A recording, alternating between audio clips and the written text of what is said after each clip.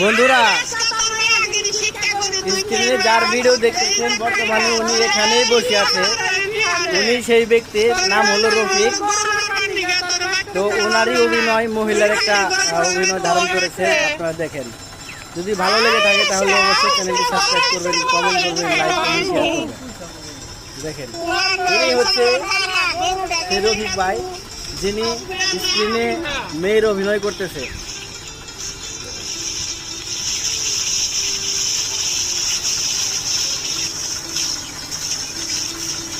এবং যে চ্যানেলে ভিডিওটি চলতেছে আর কে বাংলা একটি চ্যানেলের কোলাবরেট হয়েছে এবং আর কে বাংলা চ্যানেলের ওনার হচ্ছেন উনি আব্দুল রাজ্জাক ভাই।